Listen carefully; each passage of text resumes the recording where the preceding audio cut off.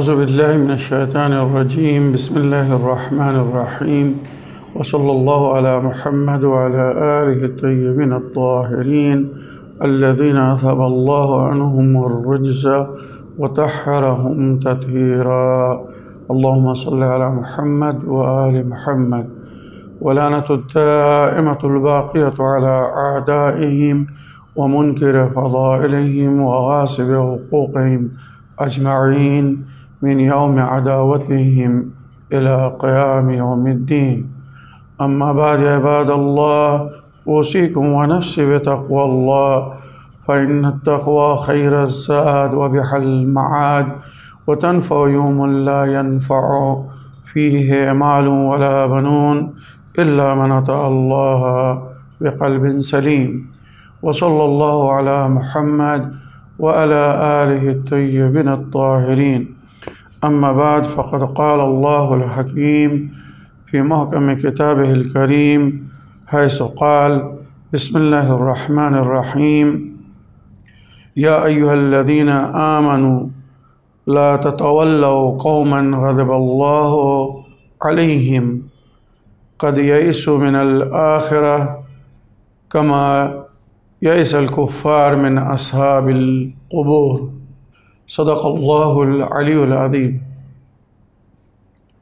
আমার প্রিয় দর্শক ও শ্রোতাবৃন্দ আসসালামু আলাইকুম ওয়া রাহমাতুল্লাহি ওয়া বারাকাতুহু আপনাদের সকলকে আন্তরিক সালাম ও শুভেচ্ছা জানিয়ে আজকের অনুষ্ঠান ইসলাম ইন বাংলায় আপনাদেরকে স্বাগতম জানাই।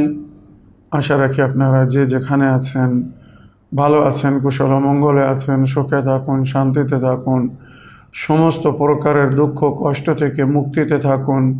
আল্লাহ রব্বুল আলমিনের কাছে এই কামনা করি, যারা অসুস্থ আল্লাহ রব্বুল আলমিন তাদেরকে সুস্থতা দান করুক, যারা ঋণে ভুগছে আল্লাহ তাদেরকে ঋণ মুক্তি করুক, ওইরূপ যাদের জীবনে কোনো রকমের অভাব বা অশান্তি আছে আল্লাহ রব্বুল আলমিন তাদের সকলের জীবনে সুখ শান্তি ফিরিয়ে দিক ও সকলের মনোকামনা আশাকে পুরো করুক। যে সমস্ত পিতা মাতারা নিজের কন্যা বা ছেলের বিবাহ নিয়ে চিন্তিত আল্লাহ রব্বুল আলমিন ওনাদেরকে ওই চিন্তা থেকে মুক্তি দান করুক, অর্থাৎ ওনাদের কন্যা বা পুত্রের জন্য সুপাত্র দান করুক।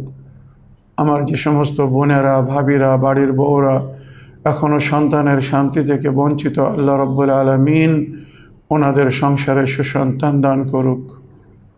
আমার যে সমস্ত ছোট ভাই বোনের স্কুলে কলেজে পড়াশোনা করছে তারা যেন উচ্চ শিক্ষা লাভ করে বা সুশিক্ষায় শিক্ষিত হয়ে নিজেরও নিজের পরিবারের ও বংশের নামকে উজ্জ্বল করতে পারে, আল্লাহ তাদেরকে সেই নেক তৌফিক দান করুক।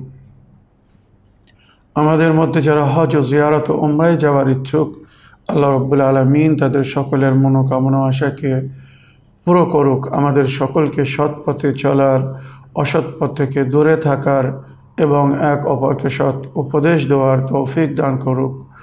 আমরা যেন সত্য বা হক জিনিসকে জেনে শুনে মেনে তার উপরে আমাল করে সেটা অন্যদের সামনে তুলে ধরতে পারি বা অন্যদের কাছে পৌঁছে দিতে পারি। আল্লাহ রাব্বুল আলামিন আমাদেরকে সেই মনোবল অনেক তৌফিক দান করুক, আমিন ইয়া রাব্বাল আলামিন। এই দোয়ার সঙ্গে আমি আজকের পর্ব শুরু করতে চলেছি। আমি গত পর্বে আমার এক বাংলাদেশি ভাইয়ের প্রশ্নের উত্তর দিচ্ছিলাম, যিনি সৌদি আরবে থাকেন, আর ওখান থেকে উনি আমাদেরকে লিখেছিলেন যে মাওলানা সাহেব, কবরের জিয়ারত করা জায়েজ কিনা,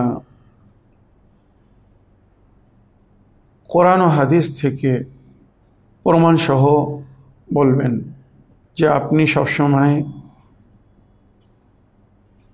সৌদি আরব বা ওয়াহাবিদের নিয়ে কথা বলেন, সমালোচনা করেন,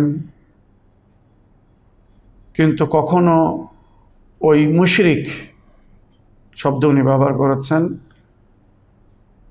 ইরানি বা ইরাকি যারা মুশরিক, যারা কবরের পূজা করে, কবরের ইবাদত করে, কবরের জিয়ারত করতে যায় আপনি তাদের নিয়ে আলোচনা করেন না। তারা যে কবরে যায়, ইমাম নবীদের কবরে, তো নবী বা ইমামের কবরের জিয়ারত করা জায়েজ কি না, কোরআন ও হাদিস থেকে বলবেন। আপনার উত্তর যেন সরাসরি হয় এবং সন্তুষ্টিত হয়, মানে আপনার উত্তর পেয়ে যেন আমি সন্তুষ্ট হতে পারি। আমার ভাই ওমর ইবনে আব্দুল আজিজ, আপনি আমার উত্তর থেকে সন্তুষ্ট তো হবেন কি না আমি জানি না, তবে কোরআন এবং হাদিস থেকে সঠিক জিনিস উল্লেখ করার দায়িত্ব আমার। আপনি সেটা গ্রহণ করতে পারবেন কি না, সেটা মানবেন কি না, সেটা আপনার ব্যাপার। আপনারা বলছেন শিয়ারা পবিত্র আস্তানায় যাচ্ছে, ইমাম নবীদের কবরে যাচ্ছে, সেখানে যে সেজদা করছে বা নামাজ পড়ছে, ইবাদত করছে, এরা আল্লাহর ইবাদত করছে না, ওই কবর বা সাহেবে কবরের ইবাদত করছে, আর এটা শিরক বা বিদআত। এবারে আমি কোরআনের আয়াত ও হাদিস থেকে গতকালকে অনেক প্রমাণ দিয়েছে আপনার জন্যে। আরও একবার কোরআনের ওই আয়াতটি পড়তে চাই, সূরা মুমতাহানা আয়াত নম্বর শেষ, মানে সূরা মুমতাহানার শেষ আয়াত। ওখানে আল্লাহ রাব্বুল আলামিনের ইরশাদ হচ্ছে, ইয়া আইয়ুহাল্লাযীনা আমানু লা তাতাওয়াল্লাউ কওমান গাযাবাল্লাহু আলাইহিম, হে বিশ্বাসীগণ, তোমরা ওই কওমকে নিজের অভিভাবক বলে মেনো না, তাদেরকে ভালোবেসো না, তাদেরকে নিজের বন্ধু মনে করো না, যাদের উপরে আল্লাহর গজব নাজিল হয়েছে। কাদের উপরে আল্লাহর গজব নাজিল হয়েছে সেটাও কোরআনে বর্ণনা হয়েছে, আমি আপনাদের সামনে উল্লেখ করেছি। তবে এখানে তাদের সংক্ষিপ্ত বলা হয়েছে যে কারা যাদের উপরে আল্লাহর গজব নাজিল হয়েছে, কাদ ইয়াইসুল মিনাল আখিরা, যারা আখিরাত থেকে নিরাশ হয়েছে, যে আমরা পরকালে কিছু পাবো না, আমাদের কর্ম হিসেবে আল্লাহর গজব আমাদের উপরে, তাই তারা এই দুনিয়ায় সঞ্চয় করতে চাচ্ছে, বা তারা ভাবছে আমরা যা কিছু এই দুনিয়ায় করে নিতে পারবো এটাই আমাদের হবে, পরকালে আমাদের জন্যে কিছু নেই। আর কোরআনে এদের জন্যে বহু জায়গায় বলা হয়েছে মা লাহুম মিন খালাকিন ফিল আখিরা, অর্থাৎ আখিরাতে এদের কোনো অংশ থাকবে না, এরা সেখানে কিচ্ছু পাবে না। আর এরা হচ্ছে ইহুদি। আর মুসলমানদের মধ্যে ওই ইহুদি রূপের কিছু লোক প্রবেশ করেছে বা জন্ম নিয়েছে, তারাও ওই সমস্ত কাজ করছে বা ওই সমস্ত বিদ্রূপ কথা বলছে যেগুলো বলার কারণে বা করার কারণে ইহুদিদের উপরে আল্লাহর গজব নাজিল হয়েছিল।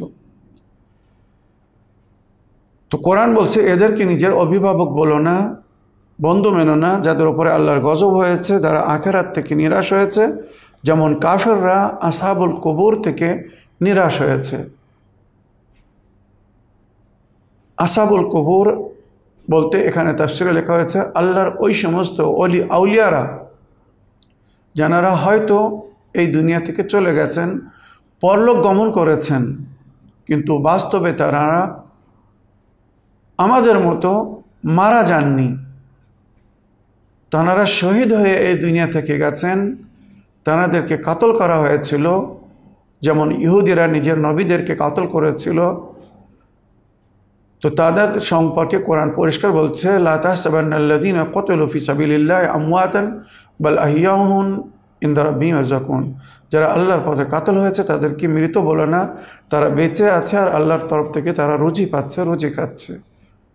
এবং অন্য আয়াতে বলা হয়েছে, আল্লাহ বলছে ফি সাবিলিল্লাহি আমওয়াতান বাল আহইয়াউন ওয়ালাকিন লা তাশউরুন, তারা বেঁচে আছে, কিন্তু তোমরা তাদের জীবনকে অনুভব করতে পারছো না। তাদের জীবন যে কি রুহানি জীবন, সেই জীবনকে বোঝার শক্তি তোমাদের নেই। তো যে জিনিস বোঝার শক্তি তোমাদের নেই তাকে অমান্য করো না। যেমন আল্লাহ আছে, কিন্তু আল্লাহকে আমরা কেউ দেখেছি? তার কুদরতের নিশানি আমরা দেখছি, তাই তার উপর একটা বিশ্বাস রেখে আছি, আস্থা রেখে আছি। ওইরূপ এই আসহাবুল কুবুর, এনারা কিভাবে বেঁচে আছেন, কি মারা গেছেন, এনাদেরকে যদি আমরা সাধারণ মানুষের রূপে দেখি তো এই ভাবো ওনারা মারা গেছেন, মাটিতে মিশে গেছেন, বা যেমন নজরুল হাদিসে এসেছে যে এই ভেবো না যে ওরা পাথর হয়ে গেছে। না, নবী বলেছেন তোরাহিম আলা আমওয়াতিকুম, নিজের মৃত্যুদের ওপরে রহম করো, ওয়াসকুরুহুম বিল খায়র, নেকির সঙ্গে তাদেরকে স্মরণ করো, তাদের কবরে যাও।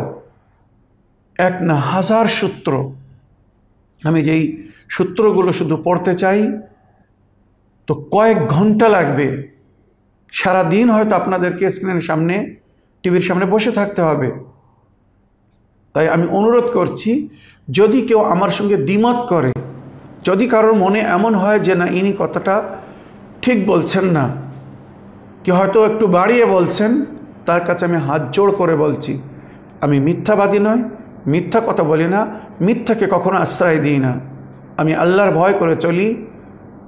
কোনো মাস সাদেকিন, সত্যদের সঙ্গে হয়ে যাও।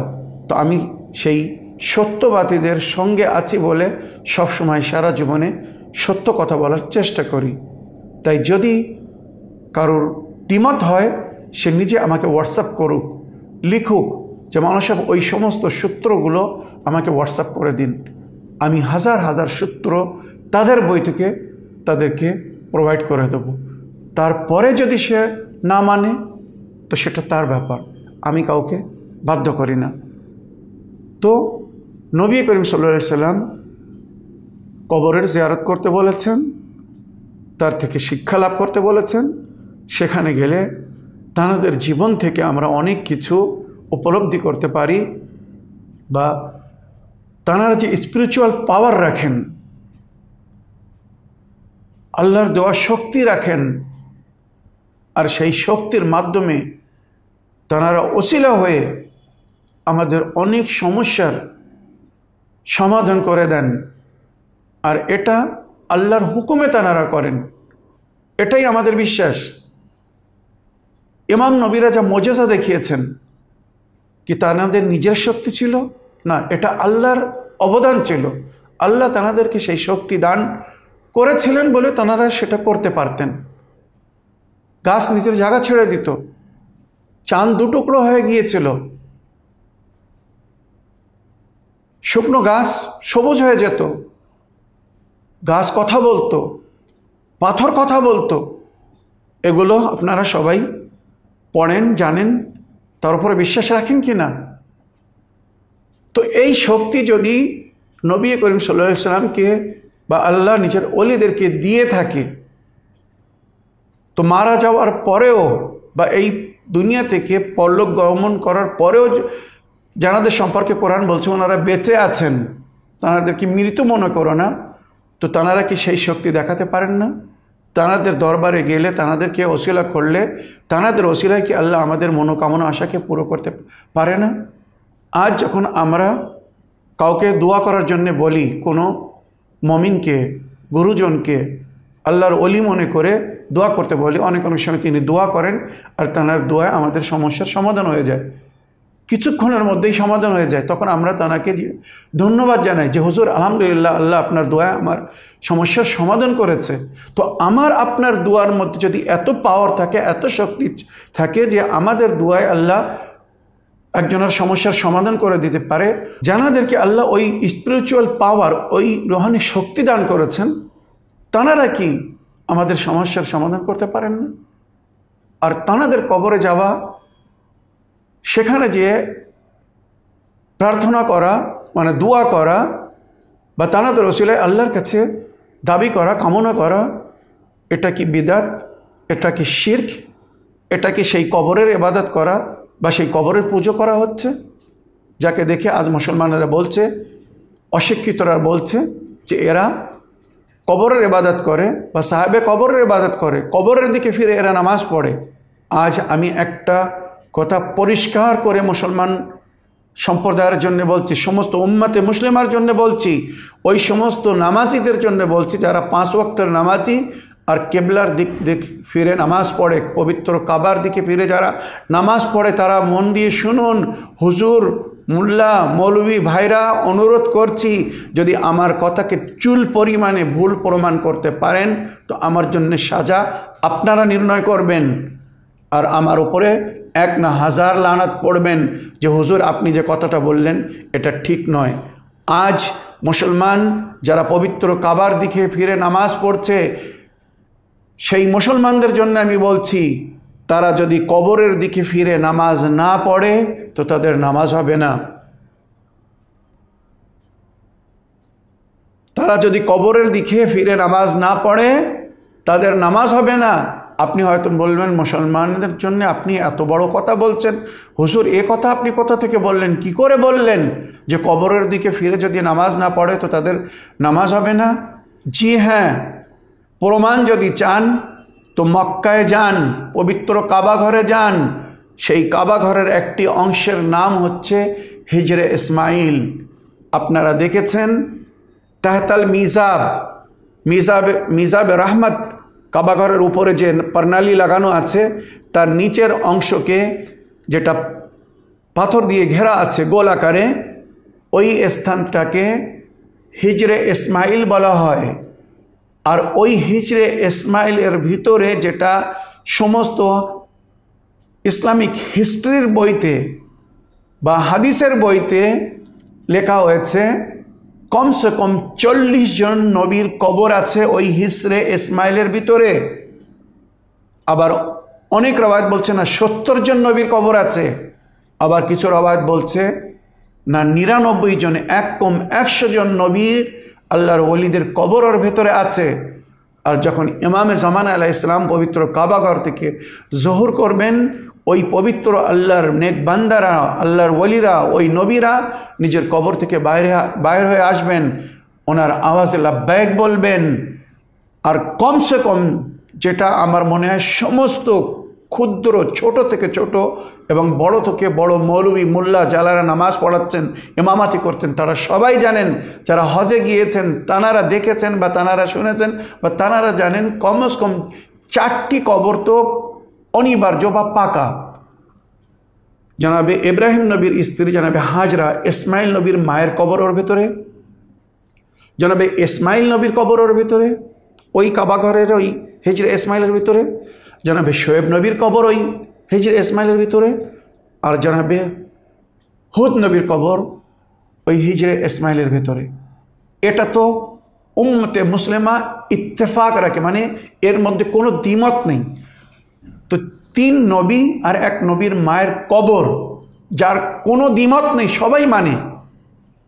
আর ওই স্থানে নামাজ পড়ার জন্যে আপনারা হয়তো দেখেছেন, যারা হজে গিয়েছে, হাজিরা ধাক্কামুক্কি করে, লড়াই করে, ঝগড়া করে। আমি একটু সুযোগ চাই ওই মিজাবে রহমতের নিচে নামাজ পড়ার, যেখানে জানাবে ইসমাইলের কবর, জানাবে হাজরার কবর, জানাবে শোয়েব নবীর কবর, জানাবে হুদ নবীর কবর। আর ওই স্থানকে নবী করিম সাল্লাল্লাহু আলাইহি ওয়াসাল্লাম বাবুর রহমত, মানে মিজাবে রহমতের নিচের ওই জায়গাকে বাবুর রহমত বলেছেন। আর ওখানে যে দোয়া করতে বলেছেন, হাদিস তুলে দেখুন, আল্লাহ তাকে কখনো নিরাশ করে না, তার দোয়াকে রদ করে না। যে ওই তাহতাল মিজাব, ওই হিজরে ইসমাইলের ভিতরে যে দোয়া করে, সেখানে কমসে কম 4 জন আল্লাহর নেক বান্দার কবর আছে, 40 জন আল্লাহর ওলিদের কবর আছে, কি নবীদের কবর আছে, 70 জন নবীদের কবর আছে, বা 99 জন নবীর কবর আছে। কেন আল্লাহ ওই জায়গাকে অত সম্মান দান করেছে? কাবার অন্য সাইডকে ওই সম্মান কেন দান করেনি? অন্য সাইডকে রহমতের স্থান কেন বলা হয়নি? বাবুর রহমত কেন বলা হয়নি? এই মুসলমানও, এই মোল্লা, এই মৌলভী, কাবা ঘরের মৌলভী যে কাবা ঘরে ইমামতি করছে, নামাজ পড়ছে, তার কাছে জিজ্ঞাসা করছি, আপনারা যখন নামাজ পড়ান তো আপনাদের চোখের সামনে ওই কবরগুলো থাকে কি না? বিশেষ করে যারা মিজাবের দিকে দাঁড়িয়ে নামাজ পড়ে তাদের সামনে ওই কবরগুলো থাকে। আজ পর্যন্ত কাবা ঘরে কখনো ঘোষণা করতে শুনেছেন যে মিজাবের সাইডে যেন ওই সাহেনে বা ওই দিকে যেন কেউ দাঁড়িয়ে নামাজ না পড়ে? কেননা ওই দিকে দাঁড়ালে তার সামনে কবর এসে যায়, আর কবরের দিকে মুখ করে নামাজ পড়া বিদাত। কবরের দিকে মুখ করে নামাজ পড়া মানে ওই কবরের ইবাদত করা, ওই কবরের পূজা করা। একবারে বলেন কখনো এমন ঘোষণা হয়েছে?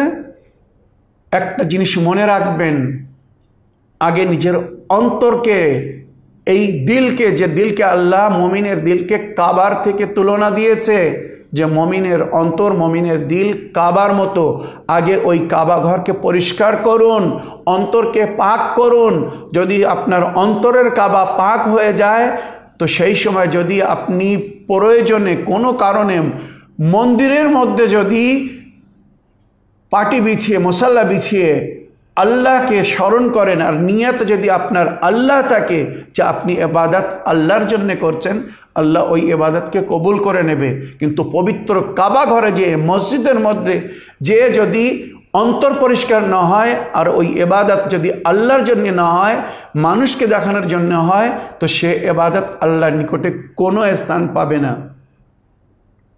তাই এই সমস্ত বিদ্রূপ কথা বলার আগে নিজের অন্তরকে পাক করুন। তখন কাবা ঘর পাথর, কালো পাথর মনে হবে না, পবিত্র নূরের ঘর মনে হবে।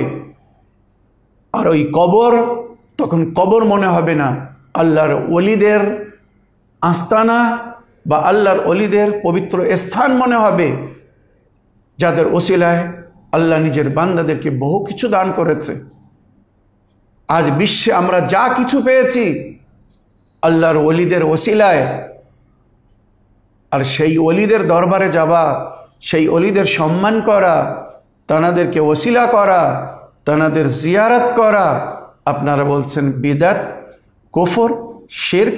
আসুন আমার ভাই ওমর ইবনে আব্দুল আজিজ, আজও আমি আপনাকে আরও কিছু সূত্র সমেত বলতে চাই, আর আশা রাখি আপনার মতো যারা এখনো অজ্ঞান বা অন্ধকারের মধ্যে আছে, আল্লাহ যদি হেদায়েত করে তো তাদের চোখ খুলবে।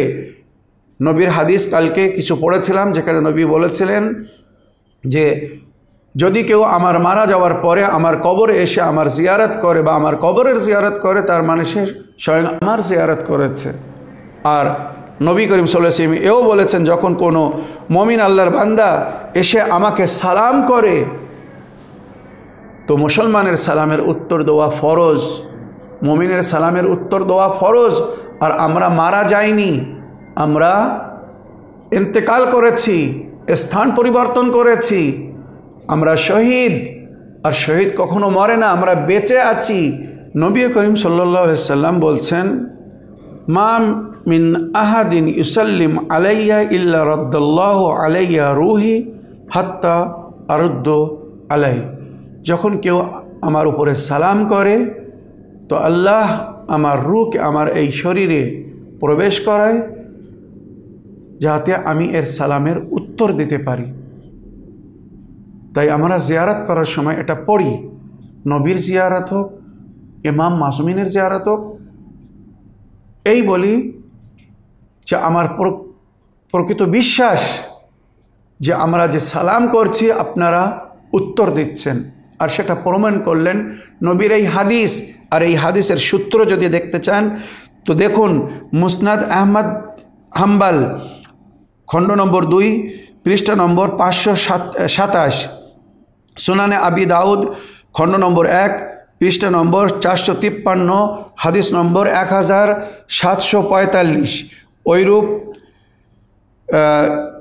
আবি নাঈম আল আসফাহানি আকবর আসফাহানে লিখেছেন খণ্ড নম্বর 2 পৃষ্ঠা নম্বর 353, আল বাহিকি হায়াতুল আম্বিয়া ফি কুবুরহিম, বইটার নাম, পৃষ্ঠা নম্বর 15।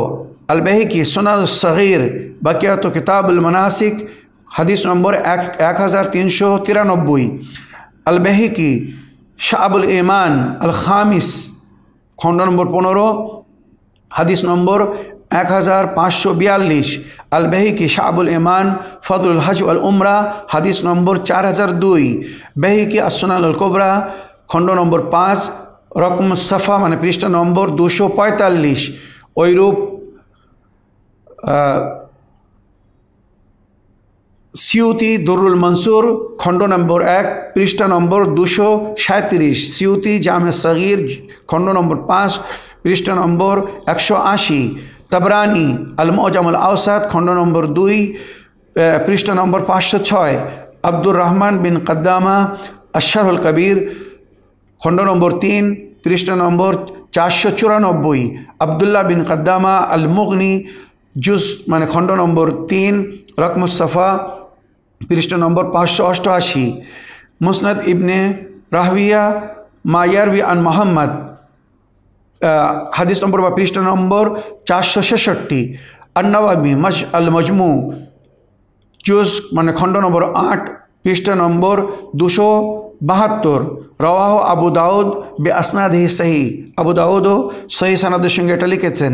ইবনে হাজার আসকালানি তালখিস আল হাবির খণ্ড নম্বর 7 পৃষ্ঠা নম্বর 418, ইবনে হাজার ফাতুল বারি খণ্ড নম্বর 6 পৃষ্ঠা নম্বর 352, মোহাম্মদ বিন শরবিনি মুগনি আল মোহতাজ খণ্ড নম্বর 1 পৃষ্ঠা নম্বর 512, শরওয়ানি ওয়াল আব্বাদি হাওয়াশিয়া শরওয়ানি খণ্ড নম্বর 8 পৃষ্ঠা নম্বর 272, আর শওকানি নাইলুল আওতার খণ্ড নম্বর 5 পৃষ্ঠা নম্বর 180, সৈয়দ সাবিক ফিকহ সুন্নাহ খণ্ড নম্বর 1 পৃষ্ঠা নম্বর 613, আল হাইসামি মজমাউজ জওয়ায়েদ খণ্ড নম্বর 10 পৃষ্ঠা নম্বর 162, আল আযীম আবাদি আউনুল মাবুদ খণ্ড নম্বর 6 রকম সাফা 19 এবং 20 পৃষ্ঠা নম্বর 19 এবং 20, আন-নওয়াবি আল আজকার আন-নওয়াবিয়া পৃষ্ঠা নম্বর 115, আন-নওয়াবি রিয়াজুস সালিহিন পৃষ্ঠা নম্বর 556, আল মুত্তাকির হিন্দি কনজুল উম্মাল মুত্তাকি হিন্দি কনজুল উম্মাল লিখছেন খণ্ড নম্বর 1 পৃষ্ঠা নম্বর 491 ও 498, আল মানাভি ফায়জুল কাদির খণ্ড নম্বর 5 পৃষ্ঠা নম্বর 596, হাসান আস-সাক্কাফ আল ইগাসা বইটার নাম পৃষ্ঠা নম্বর 9, মাহমুদ সাঈদ মমদুহ খণ্ড নম্বর 5 রকম সাফা পৃষ্ঠা নম্বর 54, 55 এবং 291, আল কারতিবি তফসির আল কারতিবি খণ্ড নম্বর 14 পৃষ্ঠা নম্বর 237, ইবনে কাসির তফসির ইবনে কাসির খণ্ড নম্বর 3 পৃষ্ঠা নম্বর 522, সাআলাবি তফসির সাআলাবি খণ্ড নম্বর 4 পৃষ্ঠা নম্বর 398, আল কাদি আল আয়াজ আশ-শিফা বে তারিফ হুকুকুল মুস্তাফা খণ্ড নম্বর 2 পৃষ্ঠা নম্বর 79, আল হাসান দামিশকি দফ শুভা আনির রসুল মানে একই খণ্ড পৃষ্ঠা নম্বর 153, আস-সালিহ আশ-শামি সুবুলুল হুদা ওয়ার রশাদ খণ্ড নম্বর 10 এবং 12 পৃষ্ঠা নম্বর 452, 356, 362 ও 369, ইবনে সুন্নি আমালুল ইয়ম ওয়াল লাইলা পৃষ্ঠা নম্বর 9, এই হাদিস যেটা বললাম যেখানে নবী বলছেন যে আমার উপরে যখন কেউ সালাম করে তো আল্লাহ আমার শরীরে রূহকে প্রবেশ করায় যাতে আমি সালামের উত্তর দিতে পারি।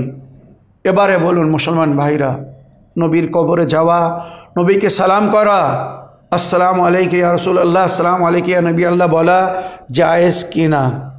আপনাদের বিবেক বুদ্ধি কি বলে? আর এতটা প্রমাণ পাওয়ার পরেও যদি কেউ না মানে তো আল্লাহ তার বিবেককে সদ্বুঝ দান করুক। এবারে নবী করিম সাল্লাল্লাহু আলাইহি সাল্লামের বহু হাদিস গতকালকেও পড়েছি, আজকে বিশেষ কয়েকটা আরও হাদিস পড়ে তার সূত্রও বলতে চাই।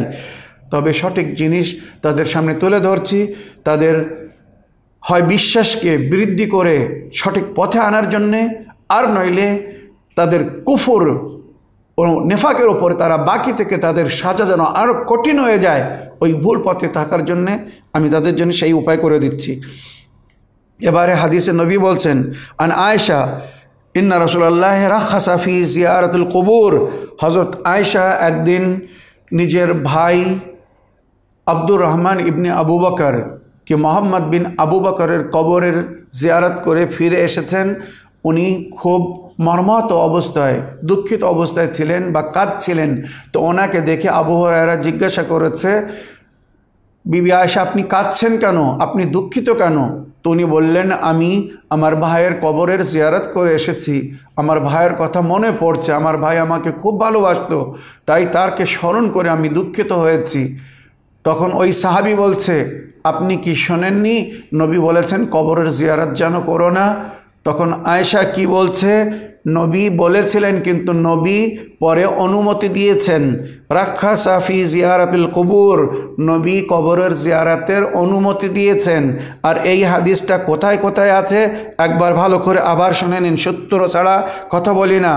ইবনে হাজার আসকালানি তালখিসুল হাবির খণ্ড নম্বর 5 রকমুল সাফা পৃষ্ঠ নম্বর 247, সোনান ইবনে মাজা জুস খণ্ড নম্বর 1 পৃষ্ঠ নম্বর 500, সোনানা আবি দাউদ পৃষ্ঠ নম্বর 109, আব্দুর রাজ্জাক আল সানআনি আল মুনসিফে উনি লিখেছেন খণ্ড নম্বর 3 পৃষ্ঠ নম্বর 570, ইবনে আবি শায়বা আল মুনসিফে আল মুসান্নিফে লিখেছেন খণ্ড নম্বর 3 পৃষ্ঠ নম্বর 223, মুসনাদ ইবনে রাহবিয়া খণ্ড নম্বর 3 পৃষ্ঠা নম্বর 655, আলবানি ইরওয়া উল গলিল ও গুলাইল খণ্ড নম্বর 3 পৃষ্ঠা নম্বর 234, সুলাইমান আত-তায়ালিসি মুসনাদ আত-তায়ালিসি বইটার নাম লিখে ওই বইতে পৃষ্ঠা নম্বর 109 লিখেছেন ওই হাদিসটা।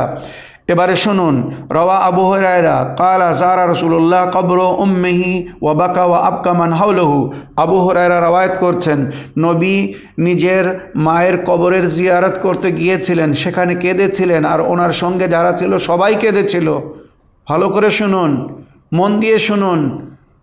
আর এই সূত্র যেগুলো বলবো যদি আল্লাহ দৃষ্টি দিয়ে থাকে, তৃতীয় নেত্রর মাধ্যমে সেটা দেখার চেষ্টা করুন। এই চোখ হয়তো কামজোর হতে পারে, তৃতীয় নেত্র দিয়ে দেখবেন। ও আবকা মান হাওলাহু, নবীর সঙ্গে যারা ছিল তারাও কেঁদেছিল নবীর রোদন শুনে। সুম্মা কালা ইন্নী ইস্তাদানতু রাব্বি আযজা ওয়া জাল আস্তাগফিরুল্লাহ। তারপরে কি বলছেন, রাবি রওয়ায়াত করছেন, এটা উনি সঠিক বলছেন কিনা আল্লাহই জানে, তবে যেটা উনি রওয়ায়াত করেছেন, যেটা মুসলমানদের বইতে লেখা, আমি সেটাই পড়ে শোনাচ্ছি আমানাত হিসেবে, যেমন লেখা তেমন পড়ছি। ইন্নী আস্তাযানতু রাব্বি, নবী বলছেন আমি আমার প্রতিপালকের কাছে অনুমতি চেয়েছি, আন আস্তাগফির লাহা, আমি নিজের মায়ের জন্য ক্ষমা চাইতে চেয়েছি। ফালাম ইয়াদানলি, নবী বলছেন আল্লাহ আমাকে অনুমতি দেননি আমার মায়ের জন্য ক্ষমা চাওয়ার জন্যে। যে নবীকে বলা হচ্ছে, কোরআনের আয়াত তুলে দেখুন, ফাস্তাগফিরু লাহুম, মুমিনদের জন্য আপনি দোয়া করুন, আল্লাহ আপনার দোয়ায় তাদেরকে ক্ষমা করবে। আর সেই নবীকে বলা হচ্ছে, আবু হুরায়রা রওয়ায়াত করছেন, নবী নিজের মায়ের জন্মে, জননীর জন্য, যিনি জন্ম দিয়েছেন, জানার সাদকায় নবী এই দুনিয়া দেখেছেন, এই দুনিয়ায় এসেছিলেন, সেই নবী যখন নিজের মায়ের জন্য দোয়া করতে চাচ্ছেন, তো আল্লাহ নাকি অনুমতি দেয়নি। ওয়াস্তাদানতুহু ফি আন আযুরা কবরহা, আবার লিখছেন, কিন্তু আমি যখন আল্লাহর কাছে অনুমতি চাইলাম যে আমি আমার মায়ের কবরের জিয়ারত করতে চাই, আমাকে অনুমতি দিন আল্লাহ রাব্বুল আলামিন, ফাআদান আলী, তখন আল্লাহ অনুমতি দিল। মায়ের জন্য দোয়া করার অনুমতি দেয়নি, মায়ের কবরের জিয়ারত করার অনুমতি দিয়েছে আল্লাহ নবী আল্লাহকে। ফাজুরুল কুবুর, তখন নবী এবং নবীর সাথে যারা ছিল সবাই কবরের জিয়ারত করেছিল। ফাইন্নাহা তাযাক্কিরুকুমুল মউত, নবী কি বলছেন, কবরের জিয়ারত করো, কেননা এই কবরের জিয়ারত তোমাদেরকে মওত স্মরণ করিয়ে দেবে, যে একদিন তোমাদেরকেও এই কবরে যেতে হবে, তোমাদেরকেও মরতে হবে। সুতরাং কবরের জিয়ারত করতে থাকো, যাতে নিজের মৃতকে, মওতকে যেন ভুলে যেও না। এর সূত্র কোন বইগুলোতে এই হাদিস আছে যে নবী নিজের মায়ের কবরে গিয়েছিলেন, কেঁদেছিলেন, ওনার সঙ্গে সাহাবীরা কেঁদেছিলেন, মায়ের জন্য ক্ষমা চাইতে চেয়েছিলেন, আল্লাহ অনুমতি দেননি, কিন্তু কবরের জিয়ারতের অনুমতি দিয়েছিলেন। তারপরে নবী বলেছিলেন যে তোমরাও কবরের জিয়ারত করো, কেননা কবরের জিয়ারত তোমাদেরকে মৃত স্মরণ করাবে। সহিহ মুসলিম খণ্ড নম্বর 3 হাদিস পৃষ্ঠা নম্বর 65, মুসনাদ আহমদ ইবনে হাম্বাল খণ্ড নম্বর 2 রকমুসাফা 441, মহিউদ্দিন নওয়াবি আল মজমু খণ্ড নম্বর 5 রকমুসাফা 309, জাকারিয়া আল আনসারি ফাতুল ওয়াহাব খণ্ড নম্বর 1 পৃষ্ঠা নম্বর 177, মোহাম্মদ শরবিনী মুগনি আল মোহতাজ বইটার নাম খণ্ড নম্বর 1 পৃষ্ঠা নম্বর 356, ইবনে হাজম আল মাহাল্লি ও আল মহল্লা খণ্ড নম্বর 5 পৃষ্ঠা নম্বর 161, আর শওকানি নাইলুল আওতার বইটার নাম খণ্ড নম্বর 4 পৃষ্ঠা নম্বর 164, সৈয়দ সাবিক ফিকহুস-সুন্নাহ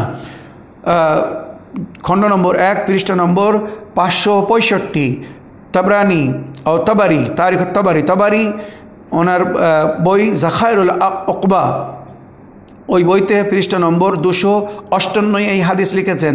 সুনান ইবনে মাজা প্রথম খণ্ড পৃষ্ঠা নম্বর 501, নেসাই হাশিয়াতুস সিন্দি খণ্ড নম্বর 4 পৃষ্ঠা নম্বর 90, হাকিম আন নেশাপুরি আল মুস্তাদরাকে লিখেছেন খণ্ড নম্বর 1 পৃষ্ঠা নম্বর 375, আল বাহিকি সুনানুল কুবরা খণ্ড নম্বর 4 পৃষ্ঠা নম্বর 70, আর নওয়াবি শাহর মুসলিম খণ্ড নম্বর 7 পৃষ্ঠা নম্বর 46, আল মুবারকপুরি তোহফাতুল আহওয়াজি খণ্ড নম্বর 4 পৃষ্ঠা নম্বর 136, ইবনে আবি সাহেবা আল মুসান্নিফ আল মুনসিফ আল জুজ সালিস মানে তৃতীয় খণ্ডে পৃষ্ঠা নম্বর 223, মুসনাদ ইবনে রাহবিয়া খণ্ড নম্বর 1 পৃষ্ঠা নম্বর 245, নেসাই আসুনানুল কুবরা খণ্ড নম্বর 1 পৃষ্ঠা নম্বর 654, সহি ইবনে হাব্বান খণ্ড নম্বর 7 পৃষ্ঠা নম্বর 440, আর শারানি আল উহুদ আল মোহাম্মদিয়া বইটার নাম খণ্ড পৃষ্ঠা নম্বর 622, আল আলবানি ইরওয়া উল গলাইল খণ্ড নম্বর 3 পৃষ্ঠা নম্বর 224, আবদুল্লাহ বিন উদায় আল কামিল বইটার নাম খণ্ড নম্বর 2 লিখেছেন পৃষ্ঠা নম্বর 292-তে এই হাদিস। ইবনে আসাকির তারিখে মদিনাতু দামিশ খণ্ড নম্বর 35 পৃষ্ঠা নম্বর 385, ইবনে কাসির সিরাতুন নববিয়া খণ্ড নম্বর 1 পৃষ্ঠা নম্বর 237, সিউতি আদ-দিবাজ আলা মুসলিম আল সুনানুল মুসলিমের ভূমিকায় উনি লিখেছেন আদ-দিবাজ আলা মুসলিম খণ্ড নম্বর 3 পৃষ্ঠা নম্বর 47, সুনান আবি দাউদ খণ্ড নম্বর 2 পৃষ্ঠা নম্বর 87, হাদিস নম্বর 2815, আল মানাবি ফায়জুল কাদির খণ্ড নম্বর 3 পৃষ্ঠা নম্বর 88, আজ জাহাবি সিয়ার আলামুল নুবলা খণ্ড নম্বর 17 পৃষ্ঠা নম্বর 43, আল মুত্তাকি আল হিন্দি কানজুল উম্মাল খণ্ড নম্বর 12 পৃষ্ঠা নম্বর 443, আর হাদিস নম্বর 35,516 নম্বর হাদিসে এই হাদিস লিখেছেন, যেটা আপনাদের সামনে আমি বললাম যে নবী নিজের বাবার মায়ের কবরে গিয়েছিলেন, সাথে সাহাবীরা ছিল, নবী কেঁদেছিলেন, তারাও কেঁদেছিলেন। তারপরে নবী বলেছিলেন কবরের জিয়ারত করো যাতে তোমরা মউতকে স্মরণে রাখতে পারো। ওইরূপ হাদিস বলছে এখানে, আয়েশা নকল করছে, রওয়াত আয়েশা আন্না নবী কানা ইয়াখরুজুল বাকি, নবী জান্নাতুল বাকিতে যেতেন, ইয়াকুলু আসসালামু আলাইকুম দারু কওমিন মুমিনিন, সালাম হোক তোমাদের উপরে এই মুমিনিনদের কম, তোমরা এখানে আছো, এই দিয়ারে আছো। ওই কবরস্থানকে দারুল মুমিনিন বলে উনি ঘোষণা করলেন। ওয়া ইন্না ইনশাআল্লাহু বিকুম লাহিকুন, আমরাও খুব শীঘ্র তোমাদের সঙ্গে জড়িত হব, মানে আমরাও মরে এই কবরস্থানে হয়তো আসবো। আল্লাহুম্মা ইগফির লি আহলি বাকিয়াল গারকাদ, আল্লাহ এই বাকিয়াল গারকাদ মানে জান্নাতুল বাকিতে যারা দাফন আছে তাদেরকে তুমি ক্ষমা করো। অর্থাৎ নবী নিজে জিয়ারত করেছিলেন, জিয়ারত করতে বলেছেন আর ক্ষমাও চেয়েছেন। এর জন্যে প্রায় এখানে 150-রও বেশি মুসলমানদের হাদিস থেকে আমি সূত্র জমা করে রেখেছি। আজকে আর সময় খুব সমাপ্ত হতে চলেছে, সংকট বলে পুরো ওগুলো পড়তে পারছি না। তবে আমি আর একটা রওয়ায়াত শুধু পড়তে চাই, তারপরেও যদি মুসলমান ভাইরা বিশ্বাস না করতে পারে তো আল্লাহ তাদেরকে হেদায়েত করুক। আন আবদুল্লাহ বিন আবি মালিকা আন আয়েশা আকবালাত যাতু ইয়াউমিন মিনাল মাকাবির ফাকুলতু লাহা আবদুল্লাহ ইবনে আবি মালিকা রওয়ায়াত করছে, আয়েশা একদিন কবরস্থান থেকে ফিরে এসেছেন। আমি ওনাকে জিজ্ঞাসা করলাম, ইয়া উম্মুল মুমিনিন মিন আইনা আকবালতে, কোথা থেকে এসেছেন? কালাত মিন কবরে আখি আব্দুর রহমান বিন আবি বকর, আমি আমার ভাই আব্দুর রহমান বিন আবি বকরের কবর থেকে এসেছি। ফাকুলতু লাহা আলাইসা কানা রাসূলুল্লাহ নাহা আন জিয়ারাতুল কুবুর, নবী কি কবরের জিয়ারত করতে মানা করেননি? কালাত নাম, হ্যাঁ মানা করেছিলেন। কানা নাহা, উনি বলেছিলেন। সুম্মা আমারা বেজিয়ারতে, পরে উনি আল্লাহর হুকুম দিয়েছেন কবরের জিয়ারত করতে যাবার। এই হাদিসটি নকল করেছেন হাকিম নেশাপুরি মুস্তাদরাক খণ্ড নম্বর 1 পৃষ্ঠা নম্বর 376, বাহিকি সোনাল কোবরা খণ্ড নম্বর 4 হাদিস রকমুসাফা মানে পৃষ্ঠা নম্বর 78, মুসনাদ আবি ইয়ালি খণ্ড নম্বর 8 পৃষ্ঠা নম্বর 284, হাদিস নম্বর 4871। ইবনে হাজার ফাতুল বারিতে লিখেছেন 3 নম্বর খণ্ডে পৃষ্ঠা নম্বর 118। মুবারকপুরি তোহফাতুল আহওয়াজিতে লিখেছেন খণ্ড নম্বর 4 পৃষ্ঠা নম্বর 137। আর শেখ নঈম আলবানী ইরওয়াউল গুলাইল লিল আলবানীতে লিখেছেন খণ্ড নম্বর 3 পৃষ্ঠা নম্বর 234। আর হাদিস সহি বলে লিখেছেন আলবানী আহকামুল জানাইজ, বইটার নাম আহকামুল জানাইজ, ওখানে পৃষ্ঠা নম্বর 181তে এই হাদিস লিখেছেন। আব্দুর রাজ্জাক সানাআনি আল মুসান্নিফে লিখেছেন খণ্ড নম্বর 3 পৃষ্ঠা নম্বর 570। আবদুল্লাহ বিন কাদ্দামা আল মুগনিতে খণ্ড নম্বর 2 লিখেছেন পৃষ্ঠা নম্বর 431। আব্দুর রহমান বিন কাদ্দামা আশারুল কবির খণ্ড নম্বর 2 পৃষ্ঠা নম্বর 427। আর শওকানি নাইলুল আওতার খণ্ড নম্বর 4 পৃষ্ঠা নম্বর 165। শেখ সৈয়দ সাবিক ফিকহুস সুন্নাহ আল জুজ ওয়াহিদ মানে খণ্ড নম্বর 1 পৃষ্ঠা নম্বর 556 এই হাদিস লিখেছেন। আমার মুসলমান ভাইরা, ওমর ইবনে আব্দুল আজিজ ভাই, আপনিও শুনেছেন, আপনার মতো আরও অনেক মোল্লা মৌলবী ভাইরাও শুনেছেন। খোদার লেগে হাত জোড় করে বলছি, একটা বইও শিয়াদের বই না। যত বইয়ের যত সূত্রের নাম নিয়েছি, খণ্ড পৃষ্ঠা হাদিস নম্বর বলেছি, সব আপনাদের বই। চোখ খুলে একবার পড়ে দেখুন। যদি নিজের বইতে লেখা হাদিসগুলোও না মানেন তো কি মানবেন? শয়তান যে ওহী করছে, আপনার উপরে ইলহাম করছে, সেটা মানবেন না যে কথাগুলো নবী বলে গেছেন আর আপনাদের বইতে আছে সেগুলো মানবেন? একবার বিবেকের কাছে জিজ্ঞাসা করে দেখুন। আমার মৌলানা ভাইদের কাছে আমি শুধু অনুরোধ করছি, হাত জোড় করছি, খোদার লেগে অন্ধবিশ্বাসী হয়ে ওই সমস্ত বিদ্রূপ বা ভুল কথা বলবেন না, যে কথা হয়তো শুনে নবী আঘাত পাবেন। নবী যে জিনিসের জন্য হুকুম করে গেছেন, আদেশ করে গেছেন, সুন্নত করে গেছেন, যে কবরের জিয়ারত করতে বলেছেন, আপনারা সেই কবরের জিয়ারতকে বিদাত বলছেন, কবরের ইবাদত বলছেন, বুত পুজো বলছেন। আল্লাহ হেদায়েত করুক।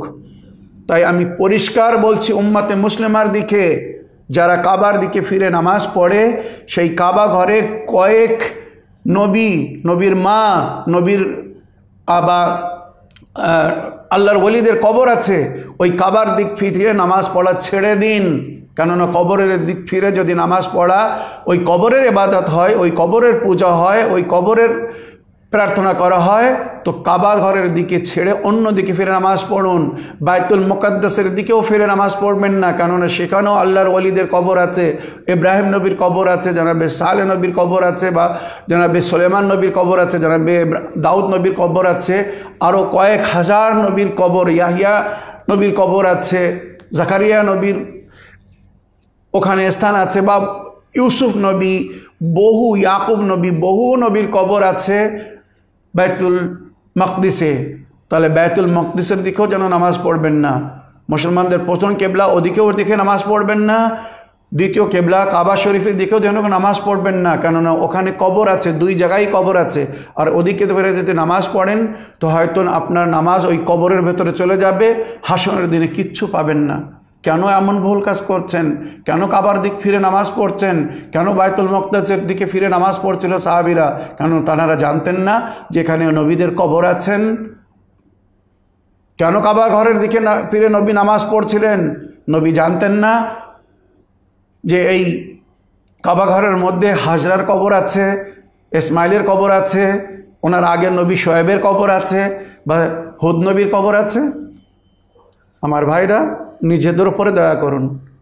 কাউকে বিদ্রূপ কথা বলার আগে, ভুল কথা বলার আগে জ্ঞান লাভ করুন, শিক্ষিত হন। মূর্খ অশিক্ষিতদের মধ্যে ভুল বকবেন না। এই সমস্ত হাদিস প্রমাণ করছে আপনারা অজ্ঞান, শুয়ে আছেন, ঘুমে আছেন, নিরক্ষর। কোনো জ্ঞান যদি থাকতো, হাদিস কালামের যদি জ্ঞান থাকতো, কখনো এমন কথা বলতেন না। এবারে শেষ একটা হাদিস বলতে চাই। আন আলী বিন হুসাইন আন আবি আন্না ফাতেমা বিনতে নবী কানাত তাজুরু কবর আম্মিহা হামজা কুল্লু জুমআ ফাতুসাল্লি ওয়া তাবকি ইনদাহু। হাসান আলী ইবনুল হুসাইন ইমাম জাইনুল আবদিন আলাইহিস সালাম রওয়ায়াত করছেন নিজের পিতা ইমাম হুসাইন আলাইহিস সালামের থেকে, যে ওনার দাদি ইমাম হুসাইন আলাইহিস সালামের মা আর জাইনুল আবদিন আলাইহিস সালামের দাদি ফাতেমা বিনতে নবী প্রতি শুক্রবারে ওহদের ময়দানে জনাবে হামজার কবরে যেতেন, আর সেখানে যেয়ে দোয়া করতেন, কাঁদতেন এবং ওনাকে হাদিয়া করার জন্যে নামাজও পড়তেন। আয় মোল্লা, আয় মুসলমান, তুমি কি নবীর মেয়ের চেয়ে তো, নবীর কন্যার চেয়ে তো বেশি শিক্ষিত, বেশি জ্ঞান রাখো? নবীর কন্যা এক সাহাবীর কবরে যে কাঁদছেন, দোয়া করছেন, সেখানে নামাজ পড়ে তাকে হাদিয়া করছেন, তিনি কি ভুল করে গেছেন? তুমি শিক্ষিত আর আয়াজুবিল্লাহ সুম্মা আয়াজুবিল্লাহ নবীর মেয়ে এটা জানতেন না যে কারোর কবরে যে কাদা, কারোর কবরে যে দোয়া করা, কারোর কবরে যে নামাজ পড়া এটা বিদআত, শরীয়তে জায়েজ নয়। মোল্লা, তোমার দিন এখনো তোমার কাছে রাখো, এতেই তোমার মঙ্গল। তোমার ওই মিথ্যা প্রচার আর দুনিয়ায় চালিও না, আর মুসলমানদেরকে গুমরাহ করো না, পথভ্রষ্ট করো না। আল্লাহর ওলিদের কবরে, আল্লাহর ওলিদের রওজায় যে কি শান্তি পাওয়া যায়, আপনাদের মতো লোকেরা সেই শান্তির অনুভব কখনো করতে পারবে না। কেননা শয়তান কখনো পবিত্র স্থানে যায় না, আর পবিত্র স্থানে যে সে শান্তি পায় না। তো আপনি যদি আল্লাহর বান্দা হয়ে থাকেন তো আল্লাহর ওলিদের স্থানে বা আস্তানা থেকে শান্তি পাবেন। আর শয়তান যদি আপনাকে ঘিরে ধরে থাকে তো কখনো আল্লাহর ওলিদের দরবারে, নবীর দরবারে, পাক ওলির দরবারে, এমনকি আল্লাহর ঘরেও আপনি শান্তি পাবেন না। কাবা ঘরে নামাজ পড়া বা হজ করতে যাওয়া ছেড়ে দিন, কেননা সেখানে ওই কবরের চারিধারে ঘুরে বেড়াতে হয়। ওই কবরের তওয়াফ না করলে হজ হবে না। হিজরে ইসমাইলকে যদি বাদ দিয়ে আপনি তওয়াফ করেন, খোদার কসম কোনো মোল্লা বলুক তার তওয়াফ কবুল হয়ে যাবে বা তার তওয়াফ সঠিক হবে। ওই হিজরে ইসমাইলকে তওয়াফের ভেতরে নিতে বলা হয়েছে, আর ওই হিজরে ইসমাইলের ভেতরে ইসমাইলের মা জানাবে ইসমাইল নবী, জানাবে হুদ নবী, জানাবে শোয়েব নবী, বা যেমন রওয়ায়াতে বলা হয়েছে 40 জন, 70 জন কি 99 জন নবীর কবর আছে, আল্লাহর ওলিদের কবর আছে। তো ওই কবরগুলো যদি তওয়াফ না করেন হজ হবে না, ওর দিকে ফিরে যদি নামাজ না পড়েন তো নামাজ হবে না। এবারে ভেবে দেখুন আপনার দিন, আপনার ঈমান, আপনার বিশ্বাস আপনাকে কোথায় নিয়ে যাচ্ছে। যাদের সম্পর্কে বিদ্রূপ কথা বলছেন এখনও তাদের কাছে ক্ষমা চেয়ে নিন, নিজের ভুল স্বীকার করে নিন। এটাই শিক্ষিত বা সম্মানী ব্যক্তির পরিচয়। যে নিজের ভুল স্বীকার করেনি সে হচ্ছে ইবলিস, শয়তান। আশা রাখি আমার ভাইরা আপনাদের প্রশ্নের উত্তরে যতটা বলেছি, শিক্ষিত যদি হয়ে থাকেন বা আল্লাহ যদি সদ্বুঝ দিয়ে থাকে তো এতটাই আপনাদের জন্যে যথেষ্ট। শেষ করতে চাচ্ছিলাম, কিন্তু আর একটা হাদিস এখানে আমার নজরের সামনে, বহু হাদিস এখনও আছে কিন্তু একটা হাদিস। আর নাফে কালা কালা ইবনে ওমর, আবদুল্লাহ ইবনে ওমর বলছে, কালা কানা ইবনে ওমর ইয়ামুরু আলাইয়া ইয়ামুরু আলা কবরে ওয়াকিদ আখিহে। আবদুল্লাহ ইবনে ওমর নিজের ভাই ওয়াকিদের কবরের পাশ দিয়ে যাচ্ছিল বা কবরের পাশে ছিল। ফাইয়াকুফ আলায়, সেখানে দাঁড়ালো। ফাইয়াদুলাহু, দোয়া করলো। ওয়াইসল্লি আলায়, এবং সেখানে তার উপরে সলাওয়াত পড়ল। এ কি গজব করেছে! দ্বিতীয় খলিফার ছেলে আবদুল্লাহ ইবনে ওমর তার ভাই ওয়াকিদ কবরের উপরে দাঁড়িয়ে সালাম করছে, সলাওয়াত পড়ছে, দোয়া করছে। হায় খোদা, এ কি! খলিফার ছেলে এত বড় বিদাত করেছে। আর মুসলমানেরা চুপচাপ আছে, সাহাবীরা চুপচাপ ছিলেন, কেউ তাকে মানা করেননি, কেউ কিছু বলেননি। এই হাদিস কোথায় দেখুন, আব্দুর রাজ্জাক আস-সানাআনী আল মুনসিফ খণ্ড নম্বর 3 পৃষ্ঠা নম্বর 570 এই হাদিস যদি ওখানে না পান তো এসে আমাকে ধরুন যে মাওলানা সাহেব আপনি যে সূত্র দিলেন হাদিসটা কিন্তু ওখানে নেই। কালান নবী ইতু মাউতাকুম ফাসাল্লুম আলাইহি ওয়াসাল্লু আলাইহি, নিজের মৃতদের কাছে এসো, তাদের উপর সালাম করো, সলাওয়াত পড়ো। ফাইন্না লাকুম ফিহিম ইবরা, এদের মধ্যে তোমাদের জন্য শিক্ষা আছে, ইবরাত আছে, যে এরা একদিন ছিল, চলে গেছে, তুমিও আছো, তুমিও চলে যাবে। এরা যদি ভালো কাজ করে থাকে তাহলে ভালো ফল পাবে, খারাপ কাজ করে থাকে যদি তার খারাপ কাজ ফল পাবে। ওইরূপ তুমি শিক্ষা নাও এখান থেকে, যদি তুমিও ভালো কাজ করে যাও তো তার ভালো ফল পাবে, আর যদি খারাপ কাজ করে যাও তো তোমারও খারাপ ফল পেতে হবে। ফামান ইয়ামাল মিসকালা যাররাতিন খায়রান ইয়ারা ওয়া মান ইয়ামাল মিসকালা যাররাতিন শাররান ইয়ারা। আশা রাখি আজকের এই এপিসোড থেকে আমার মুসলমান ভাইরা শিক্ষা লাভ করবেন। আল্লাহর ওলিদের দরবারে, বিশেষ করে নবী ও নবীর আহলে বাইতের দরবারে যাওয়া জায়েজ কিনা, জিয়ারত করা জায়েজ কিনা, সেখানে যেয়ে জিয়ারত পড়া বা প্রার্থনা করা মানে দোয়া করা, তানাদের ওসিলায় আল্লাহর কাছে দোয়া করা জায়েজ কিনা, বা নামাজ পড়ে তানাদের রূহকে হাদিয়া করা, বা কোরআন তেলাওয়াত করে দোয়া পড়ে তানাদের রূহকে তার সওয়াব হাদিয়া করা জায়েজ কিনা, আশা রাখি আপনারা বুঝতে পেরেছেন। এবারে যদি কেউ এর বিরুদ্ধে বলে তো তাকে কি করে উত্তর দেবেন, কি উত্তর দেবেন? আপনি এই হাদিসগুলো যদি শুনে থাকেন, এর থেকে যদি কিছু জ্ঞান লাভ করে থাকেন তো আশা রাখি আপনার জন্যে ওই সমস্ত মূর্খ মোল্লা মৌলবীদের মুখ বন্ধ করা সহজ হয়ে যাবে, যারা এখনও অজ্ঞান, অশিক্ষিত, জ্ঞান নেই বলে ওই প্রকারের বিদ্রূপ কথা বলছে। এই বলে আমার আজকের বক্তব্য এখানে শেষ করছি। তবে অনুরোধ করছি, স্ক্রিনের ওপরে যে নম্বর দেওয়া হচ্ছে হোয়াটসঅ্যাপ নম্বর, এই নম্বরটা আপনারা নিজের মোবাইলে সেভ করে নিন। আর হোয়াটসঅ্যাপ চ্যাটিংয়ে যেমন আপনারা অন্যদের সঙ্গে কথা বলেন, বন্ধু বান্ধবীর সঙ্গে, যদি আমাদের সঙ্গে কথা বলতে চান বা কোনো মেসেজ পাঠাতে চান, তাই টেলেক্স মেসেজ হোক আর ভয়েস মেসেজ হোক, তো ওখানে চ্যানেল উইনের যে নম্বরটা সেভ করেছেন ওখানে যেয়ে নিজের মেসেজ লিখে আমাদেরকে পাঠিয়ে দিন। কি ওখানে দেখবেন একটা স্পিকার সিম্বল আছে, মাইক্রোফোন, ওটাকে প্রেস করে আসসালামু আলাইকুম ওয়া রাহমাতুল্লাহি ওয়া বারাকাতুহু, আমি অমুক জায়গা থেকে বলছি, আর আমার প্রশ্ন হচ্ছে এই প্রশ্ন বলে হাত তুলে নিন। যদি আপনার নেট অন থাকে অটোমেটিক সঙ্গে সঙ্গে আপনার প্রশ্ন আমাদের মোবাইলে প্রবেশ করবে, আমাদের হোয়াটসঅ্যাপে এসে যাবে। আর যদি কানেকশন মানে ইন্টারনেট লাইন অন না থাকে তো পরে সেটাকে অন করবেন, যেই অন করবেন আমাদের কাছে পৌঁছে যাবে। যদি নিজের মোবাইলে রেকর্ডিং সিস্টেম থাকে তো আপনি নিজের মোবাইলে আগে ভয়েস রেকর্ডিং করুন, ওটাকে শুনুন, প্রশ্ন সুন্দরভাবে করতে পেরেছেন কিনা, পরে ওটাকে সিলেক্ট করে আমাদেরকে ভয়েসমেল করে দিন। একদম সহজ, একবার কারোর কাছ থেকে শিখে নিন, জেনে নিন কি করে টেলেক্স করতে হয়, লিখে পাঠাতে হয়, বা কি করে ভয়েসমেল পাঠাতে হয়। একবার শেখার পরে আশা রাখি সহজ হয়ে যাবে। আমরা আপনাদের প্রশ্নের বা আপনাদের মতামতের অপেক্ষায় থাকব, যে আপনাদেরকে আমাদের এই অনুষ্ঠান বা আমরা যে সমস্ত হকিকত আপনাদের সামনে তুলে ধরার চেষ্টা করছি, প্রমাণ সহ যে সমস্ত কথাগুলো বলছি, আপনারা কিভাবে নিচ্ছেন, কেমন লাগছে, আপনাদের সহযোগিতা আমাদের মনোবলকে বৃদ্ধি করবে। আর আপনাদের সহযোগিতা পেলে আমরা একদিন এই সমাজকে পরিবর্তন করে সঠিক ইসলামিক সমাজ গড়ে তুলতে পারবো, একটা সুন্দর মুসলিম পরিবেশ আমরা সৃষ্টি করতে পারবো। আসসালামু আলাইকুম ওয়া রাহমাতুল্লাহি ওয়া বারাকাতুহু।